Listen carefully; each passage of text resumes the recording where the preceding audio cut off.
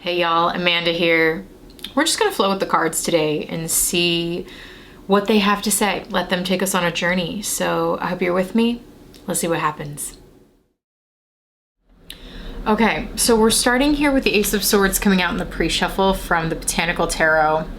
And what I'm seeing here in this card is the sword coming down and like locking into something, and then all of this sage plant almost like springing up all around it. And sage is a plant that's used for clearance, to clear the air. Swords are air elements. So there's something here about clearing the air.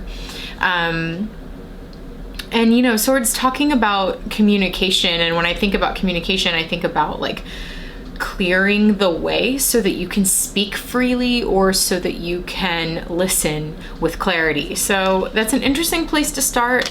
I'm gonna pull some more cards now and see what else we can get.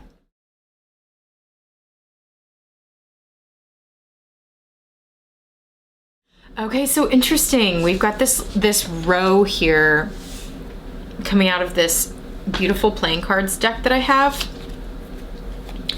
And I'm really drawn to the bugs. Let's check it out. Let's see if I can hold all these cards up for you. We've got what looks like maybe a katydid over here, which interestingly also has a leaf on it. Is that a mint leaf or a sage leaf? Let's go with sage since we're in a theme here. And we've got this fossilized energy, a shell and an arm, it looks like. And then this is a fascinating image. It is to continue this fossilized theme, it is three stones with images on them. They could be fossils. One is a flower pushing up from its roots, and it seems to be pushing the stone above it, which is wings, if you can see that. And then here we have the head of the dragon.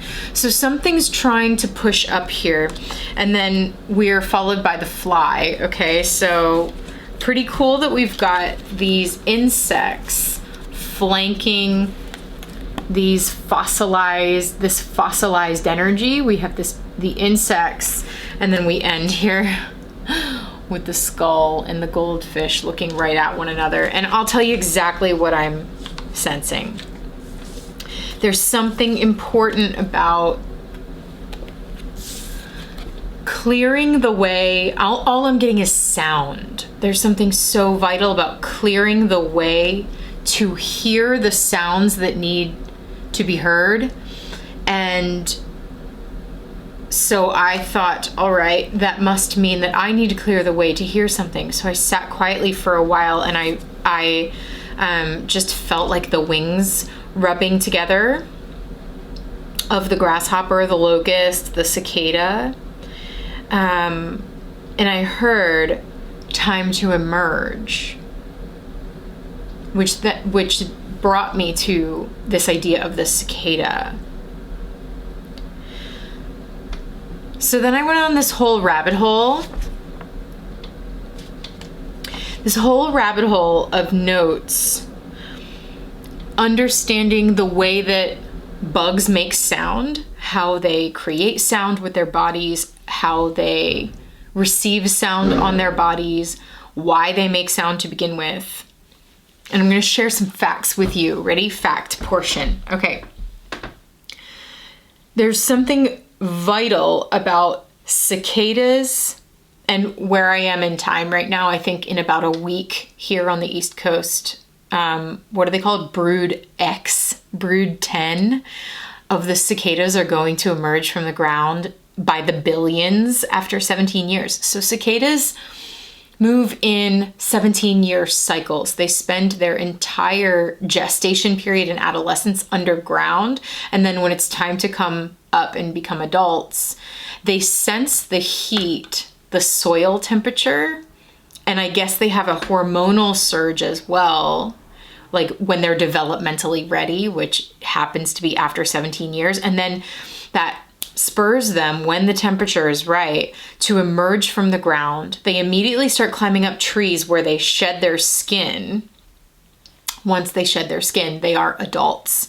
And as adults, their job, the adult lifespan is 3 to 4 weeks. They have 3 to 4 weeks to find a mate, lay eggs, and then their job is done. Their whole job of life is done and they die. All right, so 17 years of adolescence and gestation and adolescence for 3 weeks of adulthood and death. The sound is so important because they only have 3 weeks to find a mate in a cacophony of billions of cicadas, among other bugs, of course, that are generally existing. And so they have to, the sounds are so loud. I think I found one source that said it's like 100 decibels or something. The same decibel of like a jackhammer. It can get up to that loud, deafening sound in order to find a mate. And then once they do, the females lay eggs, and then they all die and become another part of the ecosystem for other animals to ingest. So we're almost seeing the life cycle here. We're seeing the emergence. Remember, I heard time to emerge, and like the signaling, the sound, the sounding of, okay, come and find me.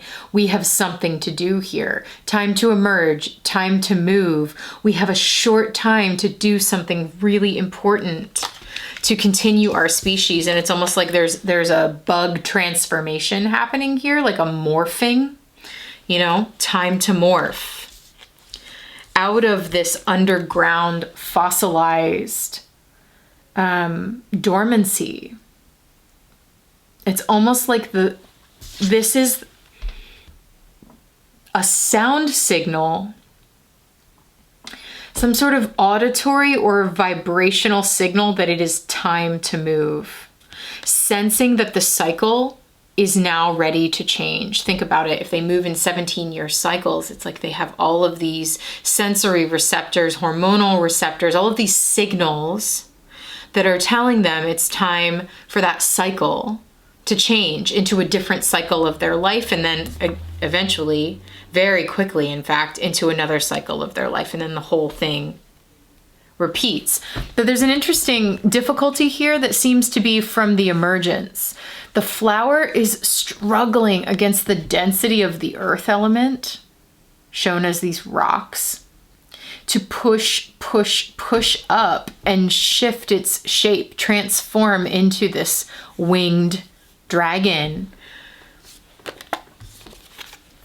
who can fly. I mean, we literally have a fly, and it might just be saying fly. It's time to morph into a being who can fly so that you can get done what you need to get done and then go back into dormancy, experience another change, another transformation. Interesting. Bugs. Sending signals, receiving signals, clearing the way to do that. Some sort of resonance, because I'm thinking about sound waves, some sort of resonance or vibration that is telling us it's time to emerge or it's time to change. I'm going to keep pulling cards. Let's see where we are taken next.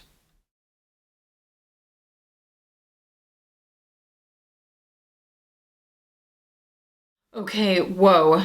So now we're using these image cards to help pull out a little bit more of the themes here, and it seems to be speaking exactly to what I'm saying. So we've got this light bulb coming in hot, which feels like the Ace of Swords. It feels like it's almost a similar motion of how it's coming in and dispersing, like fracturing the light, dispersing the light, shedding light on something. Light can be incredibly clarifying. I'm imagining like being afraid in the dark, and then you turn on a light and it's like, oh. Like suddenly the whole energy has changed. Suddenly all this clarity comes in. Okay, so that's interesting that we've got this coming down right underneath of one another as like the Ace of Swords being talked about as a light bulb moment. A light bulb moment, and then but it seems to be coming in the form of a sound, something that needs to be listened to, because we've got these dog ears, a dog pricking up its ears, and then I'm actually mostly here drawn to what is appearing to me as a waveform. And then I'm imagining how it sounds when metal clangs against metal. So there's some sort of waveform coming in and hitting the receiver, the sound receiver, the ears. And after I did this pool, I did a little bit of research on exactly how sound vibrations hit us. And we have these hairs inside of our ears that are the receptacle, like the receivers of sound. And different hair lengths are attuned to different sound frequencies. Some can hear lower frequencies, some can hear higher frequencies. I'm thinking about bugs and how they're small creatures. So they make very quick movements, which disturb the air particles and make them move very fast, which is why we hear a higher pitched frequency, whereas the lower pitch moves a lot slower and is a lot bigger, comes from a lot bigger creatures. Anyway, so different sound receivers within us can receive different signals and almost like decode what's happening. And then from there, we have neurons in our brains. Now the nervous system gets involved and can respond to whatever code we are receiving. Like there's this whole like decoding process, and I'm getting that in the signal card. I mean, this looks like a traffic signal to me, or like a hand signal. So there's some sort of signal coming in. It's so interesting that it's the hand now, because now we're in the body, but it is still electrical. So we're seeing a traffic signal. Ooh, that's so wild. Electrical.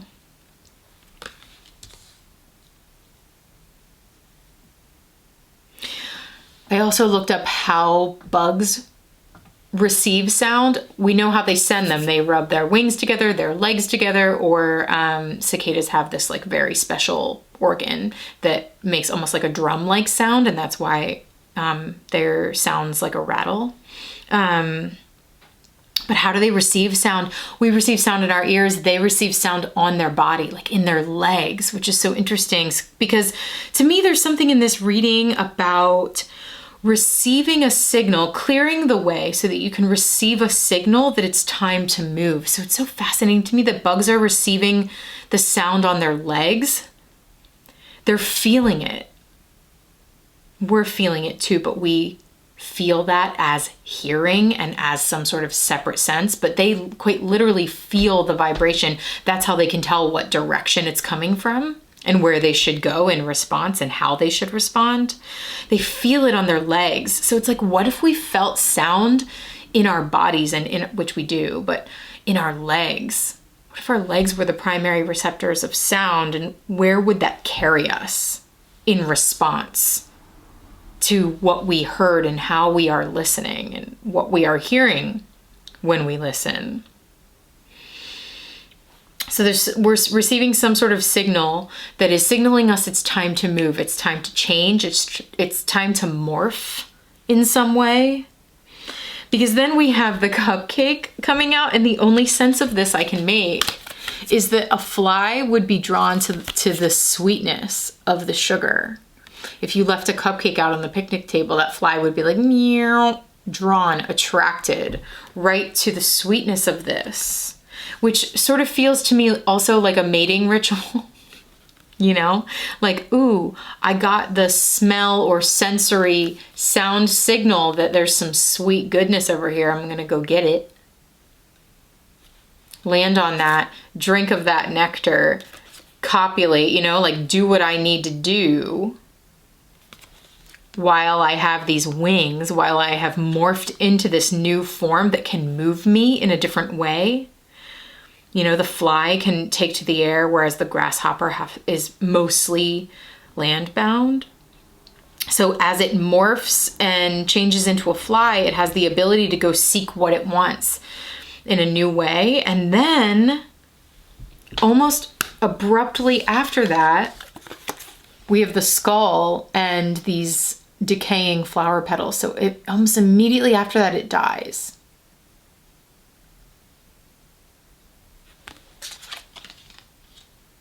And then we end here with this onion skin, the layers of the onion beginning to crack open, because this is the cycle repeating itself again. 17 years later, the cicada feels the signal that the time is right and begins to emerge up out of the ground and start this process of pushing up from its dormancy and transforming yet again. I mean, to me, it's like, it's bringing up questions about like, how do we attune ourselves to the natural signals that nature provides that it's time to change? I mean, I think the seasons are one really obvious way, and all we're talking about here is bugs and nature and the cycle, the life cycles. Let's keep going.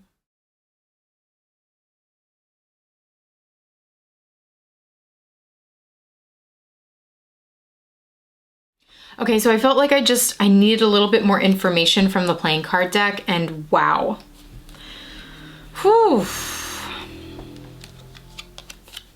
First of all, this is coming out. Right near the Ace of Swords, we have what looks to be a very similar image. We have the sword piercing the heart, and, you know, the heart moving into these blood vessels, which are almost sort of looking like the start of the lungs. They also remind me of the nervous system. And so there's pain here. There's, to me, heart pain. This feels like the Three of Swords in the tarot, which often talks about the pain that we hold on to in our bodies. It can talk about trauma. And it feels really linked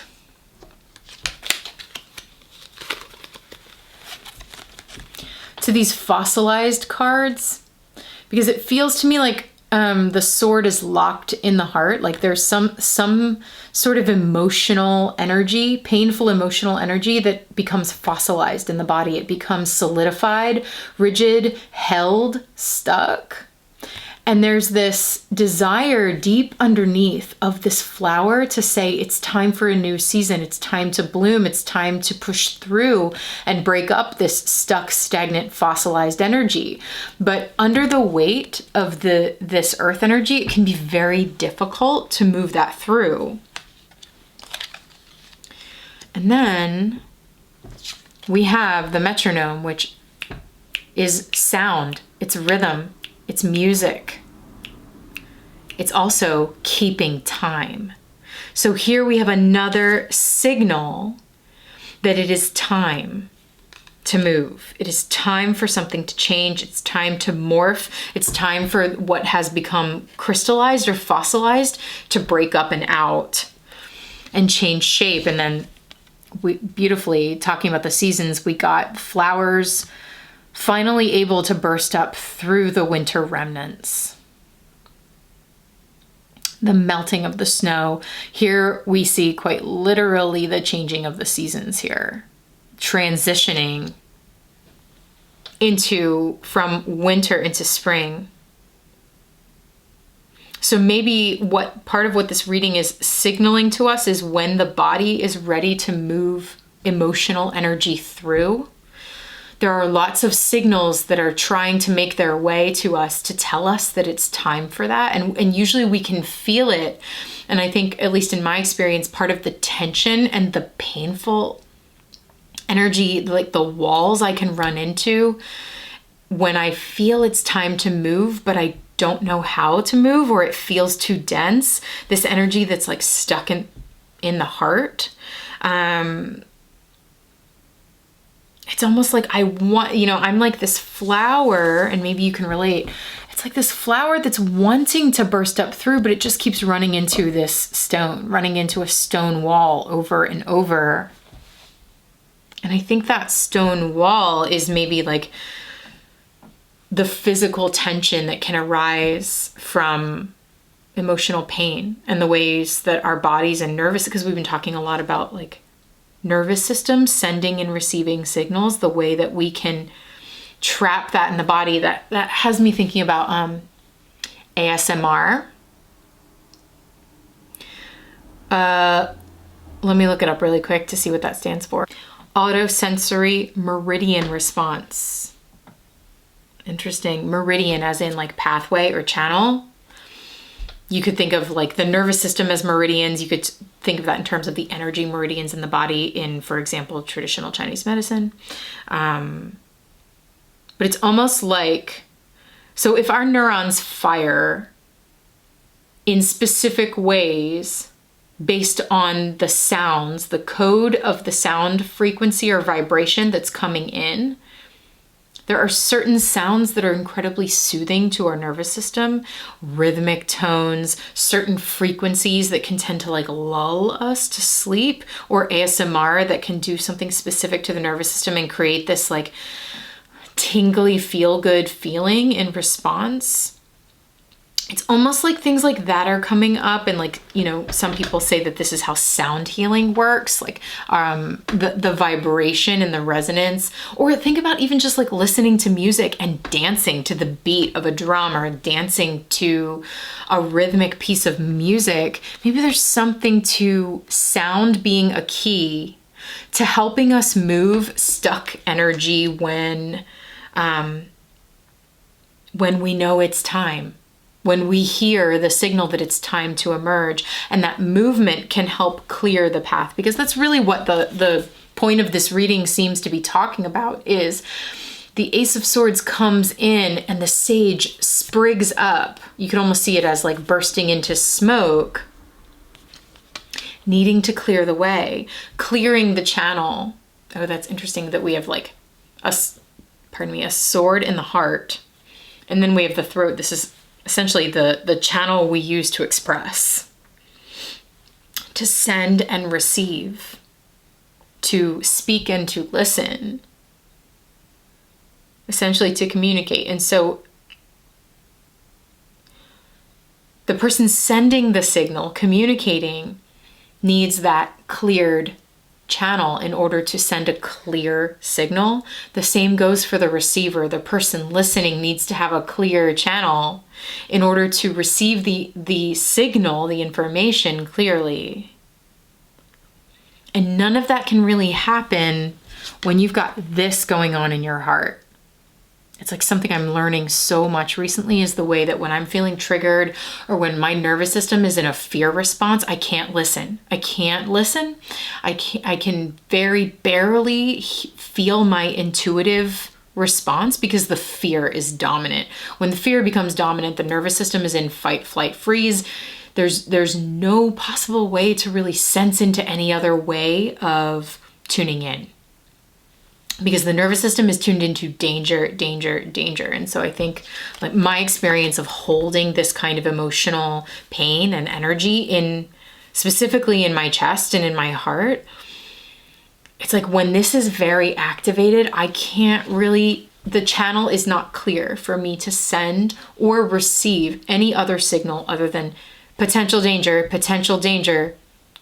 protect myself from potential danger. I can't connect with myself. I can't connect with anybody else because I'm just trying to survive.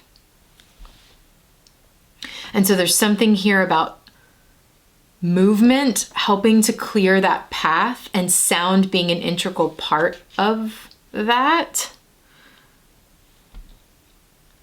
so that we can actually listen, receive signals in a more clear way, and send signals in a more clear way.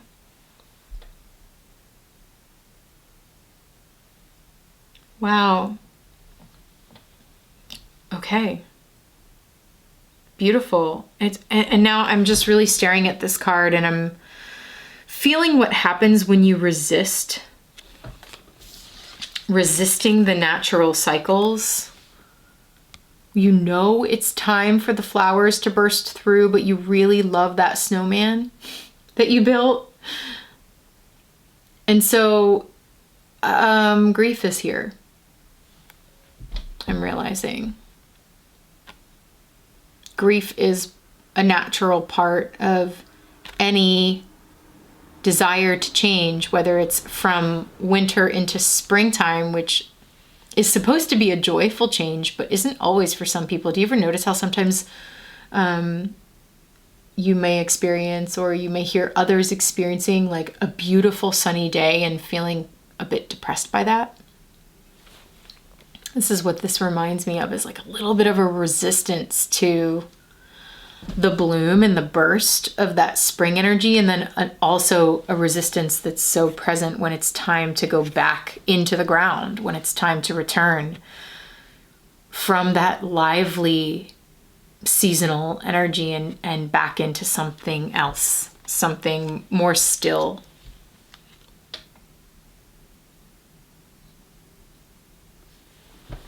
I also love that what was once frozen, talking about fossilized, what was once frozen has to melt, soften, warm up in order for something new to burst through. Oh, and I just realized how it's bursting through the head, and we have all this mental energy with the Ace of Swords and the need for clarity.